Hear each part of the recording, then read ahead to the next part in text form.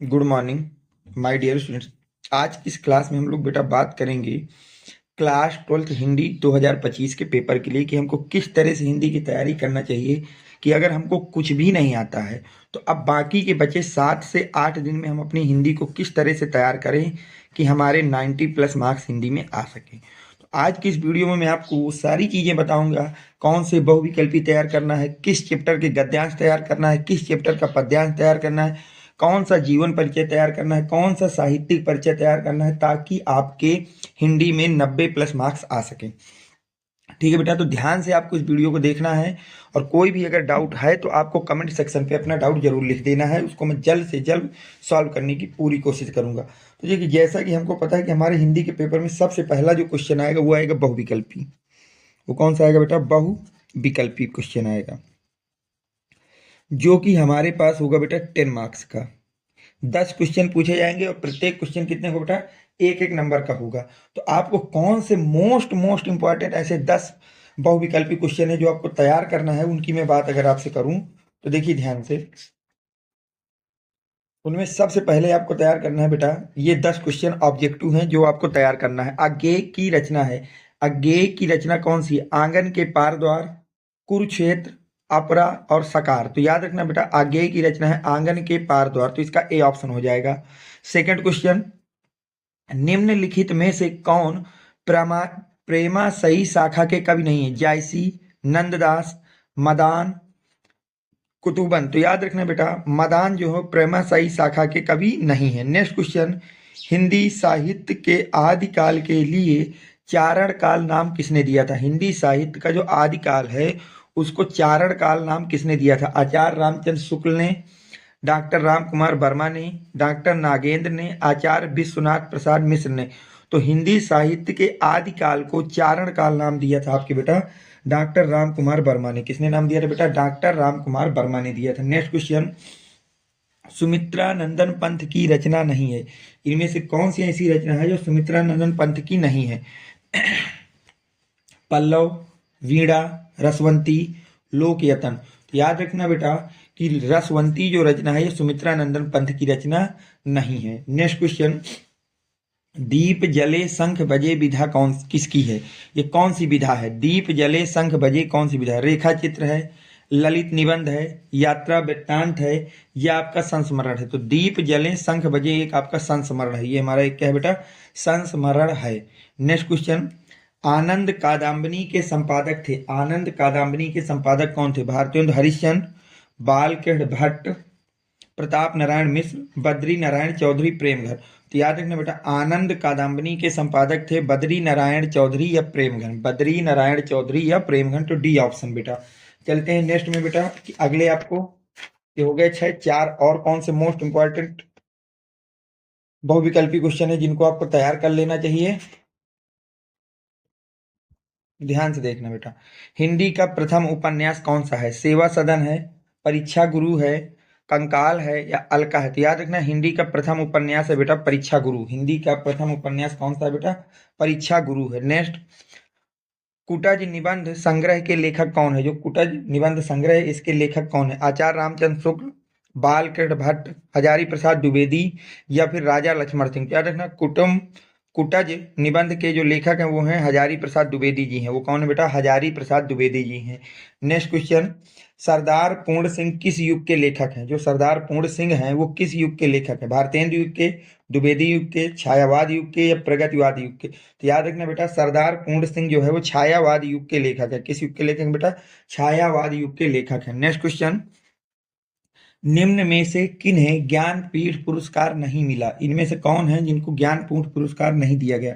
महादेवी वर्मा, निराला, सुमित्रानंदन पंत, अज्ञेय। तो याद रखना बेटा, निराला जी को ज्ञानपीठ पुरस्कार नहीं दिया गया। आज तक किसी भी रचना के लिए निराला जी को ज्ञानपीठ पुरस्कार नहीं दिया गया। ये 10 मोस्ट इंपॉर्टेंट आपके बेटा बहुविकल्पी क्वेश्चन हो गए।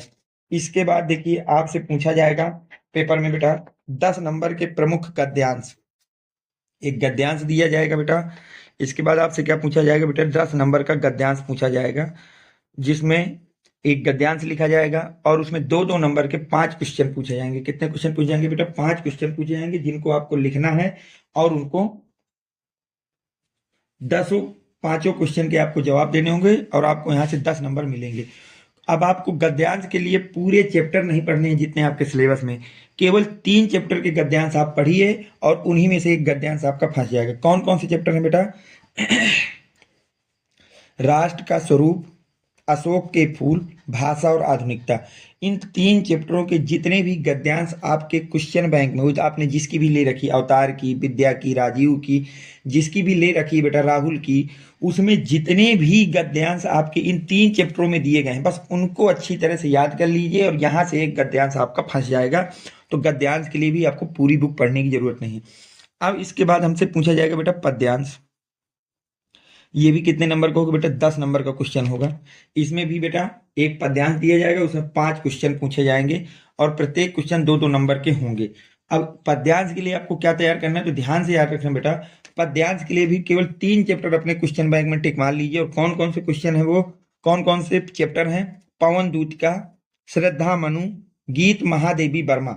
बस ये 3 चैप्टरों को टिक कर लीजिए। जितने भी पद्यांश इसमें आपके क्वेश्चन बैंक में दिए गए हैं, बस उतने पद्यांश को तैयार कर लीजिए, यहाँ से एक आपका पद्यांश फंस जाएगा।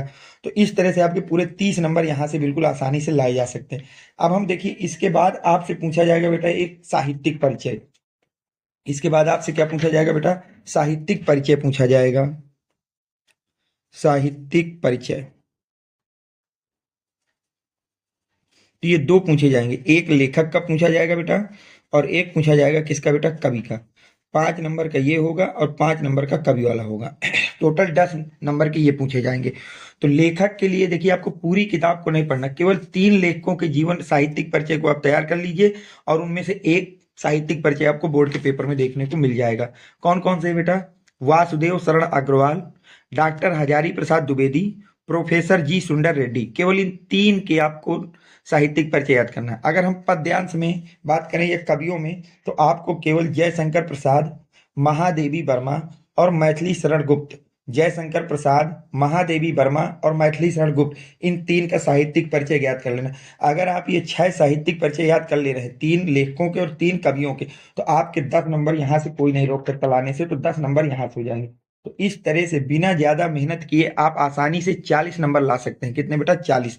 आगे देखिए, इसको और मैं आपको आसान करता हूं। अब आपके सिलेबस में पूछी जाएगी बेटा एक कहानी पूछी जाएगी 5 नंबर की। कितने नंबर की बेटा? 5 नंबर की। अब कहानी के लिए कुछ नहीं करना बेटा, केवल 2 कहानियां आप तैयार कर लीजिए, पंचलाइट और बहादुर। कौन सी बेटा? पंचलाइट और बहादुर। इनमें से एक कहानी आपको पेपर में देखने को मिलेगी। पंचलाइट कहानी या बहादुर कहानी, दोनों का उद्देश्य पढ़ लीजिए और दोनों का सारांश पढ़ लीजिए। बस इतने से एक क्वेश्चन 5 नंबर यहाँ से आपके बिल्कुल फिक्स हो जाएंगे। तो इस तरह से बिना ज्यादा मेहनत किए आप आसानी से खंड का में जो 50 नंबर का क्वेश्चन होता है बेटा, उसमें आसानी से आप 45 नंबर ला सकते हैं। आसानी से कितने नंबर ला सकते हैं बेटा?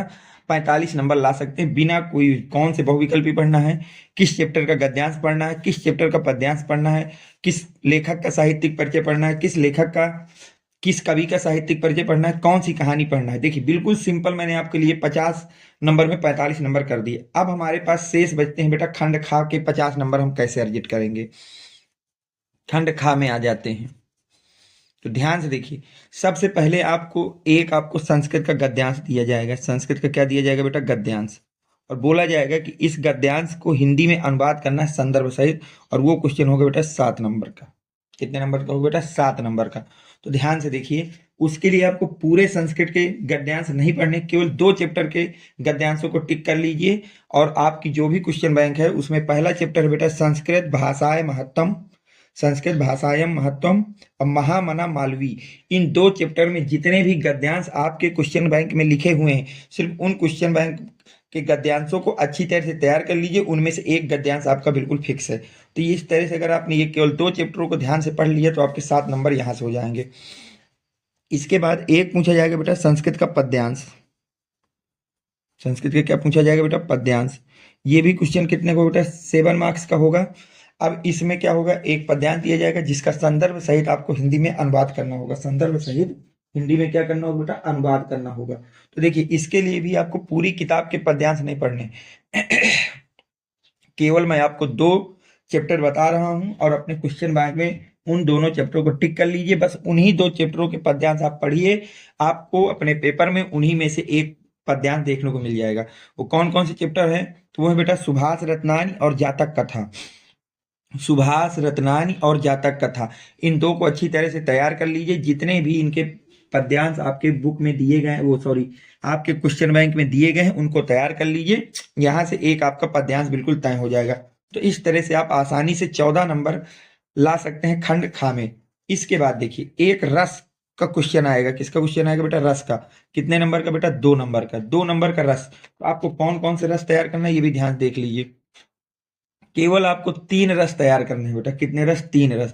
हास्य रस, करुण रस और श्रृंगार रस। इनकी परिभाषाएं और इनके एक एक उदाहरण, इसमें से एक रस आपका बिल्कुल फिक्स पेपर में मिल जाएगा। चौथा कोई रस पढ़ने की जरूरत नहीं है। हास्य रस, करुण रस, श्रृंगार रस, 2 नंबर यहाँ से हो जाएंगे। तो आसानी से आप 16 नंबर 50 में ला सकते हैं। अब आगे बात करते हैं बेटा छंद की। छंद भी कितने नंबर का आएगा बेटा? 2 नंबर का आएगा।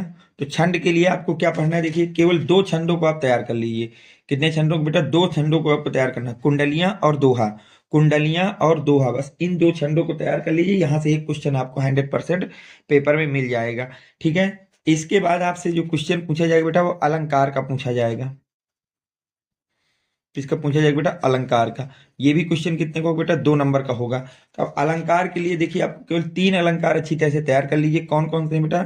उत्प्रेक्षा अलंकार, उपमा अलंकार, रूपक अलंकार। इसके अलावा कोई भी अलंकार आपको नहीं पढ़ना। इनकी परिभाषा और इनके एक एक उदाहरण तैयार कर लीजिए। यहाँ से 2 नंबर अलंकार के आपके फिक्स हो जाएंगे। तो इस तरह से आप टोटल बेटा 20 नंबर आसानी से खंड खा में ला सकते हैं। अब देखिए 20 के बाद हम लोग सबसे मेन टॉपिक की बात करेंगे जो कि 9 नंबर का आता है निबंध। कितने नंबर का बेटा? 9 नंबर का जो आता है निबंध। निबंध कितने का बेटा? 9 नंबर का। तो 9 नंबर के हम निबंध की बात करेंगे कि इसको किस तरह से हमको तैयार करना है। देखिए केवल 5 निबंध आप तैयार कर लीजिए। उन्हीं में से एक निबंध आपको जरूर से जरूर अपने पेपर में देखने को मिलेगा। वो निबंध कौन कौन से हैं वो उनको ध्यान से समझिए बेटा। पहला है बेटा आतंकवाद समस्या और समाधान। आतंकवाद समस्या और समाधान के विषय में आपको निबंध सीख लेना है। मेरे प्रिय लेखक के विषय में निबंध सीख लेना है। नई शिक्षा नीति 2020 के गुण क्या है और दोष क्या है, इसका निबंध सीखिए। आजादी का अमृत महोत्सव का निबंध सीख लीजिए। पर्यावरण प्रदूषण समस्या या समाधान, बस ये 5 आप निबंध तैयार कर लीजिए। इनमें से एक निबंध आपको जरूर देखने को मिलेगा। तो देखिए अगर आपको कुछ भी नहीं आता है तो आप ज्यादा कुछ के चक्कर में मत पड़िए। केवल जितना मैंने मेन टॉपिक बता दिए उनको तैयार करिए। देखिए खंड का में आप 50 में 45 नंबर बिना कुछ ज्यादा मेहनत के मेन टॉपिक पढ़ के ला सकते हैं। और खंड खा में 50 में लगभग आपको 30 नंबर, 50 में लगभग कितने नंबर बेटा? 30 नंबर। बस ये छोटे छोटे टॉपिकों को आप तैयार करके ला सकते हैं। यानी कि टोटल 45 नंबर उधर से और 29 नंबर इधर से। तो आपके वो हो जाएंगे बेटा कितने?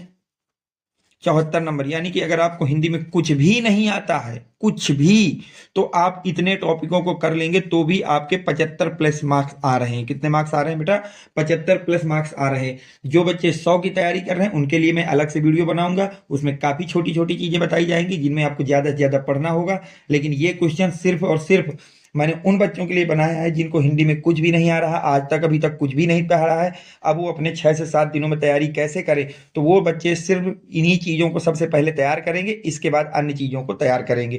Thanks for watching. Next video coming soon.